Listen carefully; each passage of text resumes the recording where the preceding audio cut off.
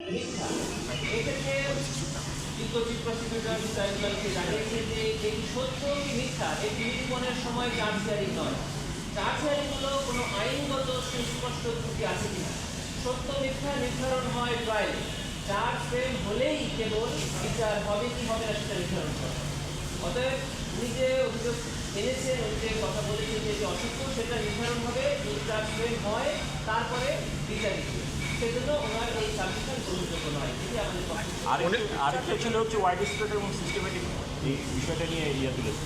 Wide spread এবং systematic মানে হলো যে ইন্টারন্যাশনাল ক্রাইমসের ডেফিনেশনে বলতে গেলে মানবতাবিরোধী অপরাধের ক্ষেত্রে কোনো অপরাধ কোনো একটি জায়গায় সংঘটিত হয়ে যদি সারা দেশব্যাপী ছড়িয়ে পড়তে হয় এবং সকল হত্যাকাণ্ড একই প্যাটার্নে হতে হয়, এটাই হলো সিস্টেম্যাটিক অ্যান্ড ওয়াইড স্প্রেড।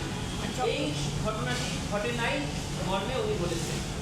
আমাদের বক্তব্য একই, যে এটি ঘটেছে কি ঘটে নাই সেটি নির্ধারিত হবে ট্রায়ালে গিয়ে। অর্থাৎ চার্জ ফ্রেম হলেই বোঝা যাবে, যখন সাক্ষ্য আসবে, যখন ডকুমেন্টারি এভিডেন্স ট্রাইব্যুনালে উপস্থাপন হবে, তখন বোঝা যাবে যে এটি ঘটেছে কি ঘটেছে। উনি আরও দুইটা পয়েন্ট তুলেছেন যে রাজাকারের বাচ্চা যে বক্তব্য সেটিকে অপব্যাখ্যা করা হয়েছে। 2 নম্বর হচ্ছে যে পুলিশ হত্যা হয়েছে শত শত, সেটির বিষয়ে এখানে সেভাবে আসে না। এই পয়েন্টগুলো তুলেছেন। এ ব্যাপারে প্রসিকিউশনের ব্যাখ্যা কী?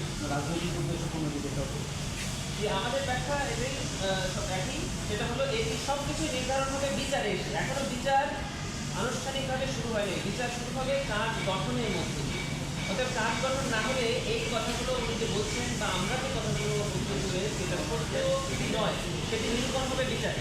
বিচার শুরু হোক কাজ গঠনের মাধ্যমে, তখন দেখা যাবে যদি এটা সত্য না হয় তাহলে ওনারা খারাপ হবে।